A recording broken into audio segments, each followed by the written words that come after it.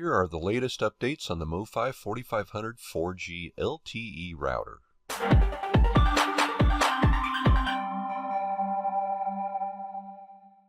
If you are not familiar with the MoFi 4500 router, then you may not know it can be used to get internet access using your cell phone carrier. This works by inserting the SIM card from your cell phone into the MoFi router. Look at my unlimited 4G hotspot for $20 per month video for more information. A link is provided in the description of this video. As of October 2020, the MoFi 4500 is available in two models, a SIM4 and a SIM7. The SIM4 model is a Category 6 modem with a theoretical speed limit of 300 megabits. It has carrier aggregation, which allows you to combine signals to achieve greater speeds. This works best by using two antennas in place of the wide antennas that are included with the MoFi. The SIM7 model is a Category 4 modem with a theoretical speed limit of 150 megabits. The SIM7 does not have carrier aggregation and does not work with Sprint, but does include additional LTE bands 14, 66, and 71, which provide greater coverage and potentially better speed than the older bands. Unless you use Sprint or are in a fixed location and have two antennas to get that carrier aggregation, MoFi Network recommends the newer SIM7 model for most customers.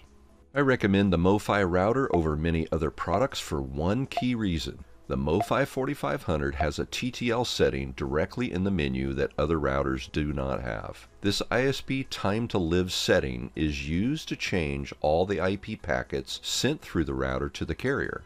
When the TTL is set to 65, that makes the carrier view all these packets as streaming data coming from your cell phone, which does not get throttled even when you surpass the data cap on your plan. This is significant because you can get virtually unlimited data with a plan as cheap as $20 per month. Most people think this is too good to be true, but if you read through the comments on my videos, you will see many posts from subscribers saying it really works. It does work. The MoFi router works with many different carriers, and if you intend to dedicate a SIM card to the MoFi, then it usually is less expensive to add a line to your existing carrier. Not every SIM card will work though, and I want to explain some limitations so you can make the correct choice of carrier and plan. Number 1. The SIM7 model does not work with Sprint. MoFi Network chose to eliminate Sprint in the newer model since they were merging with T-Mobile. If you need to use Sprint, then get the SIM4 model. Number 2. Verizon blocks many SIM cards when they are used in alternate devices like the MoFi. Older Verizon plans appear to work better than the newer ones, but only about half of my subscribers are successful using Verizon, so beware. If you do use Verizon, you may need to change the TTL setting to 64 instead of 65. That has worked for some people.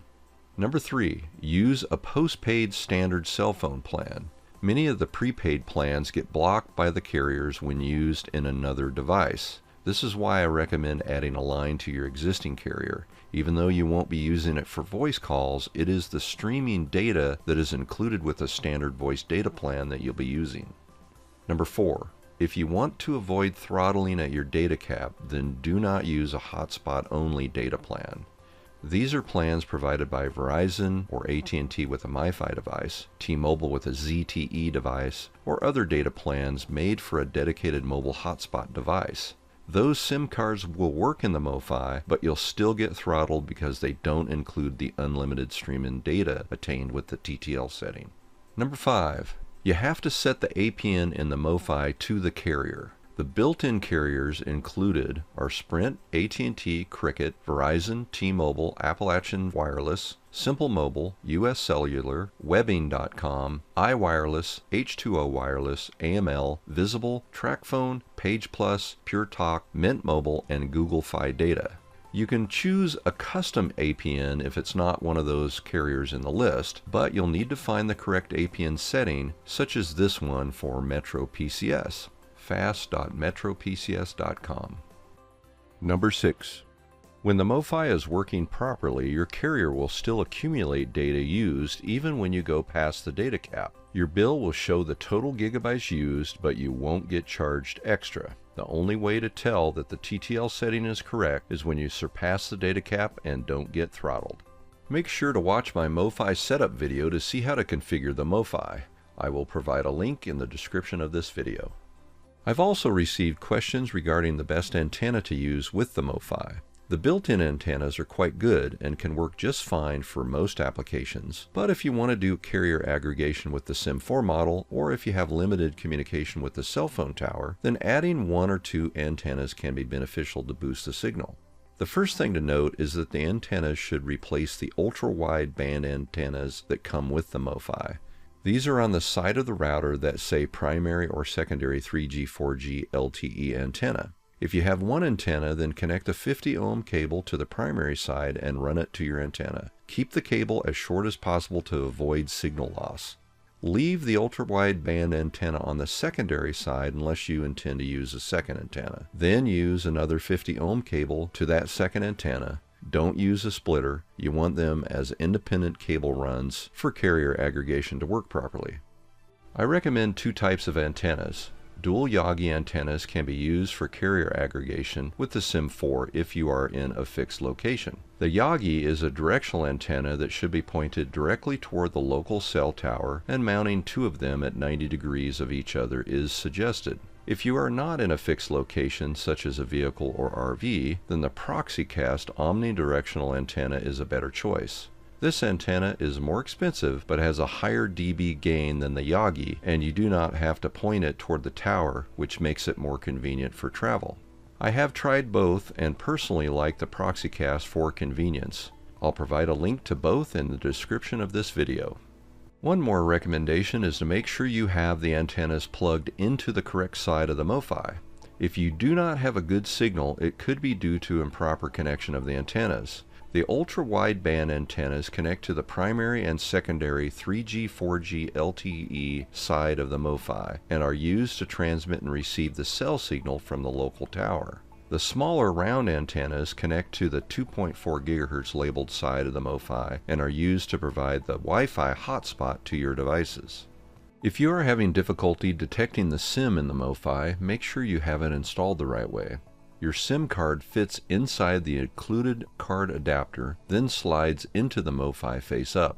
The notch side of the adapter is on the right and slides in first. It will lock in place and you must push it again to release it.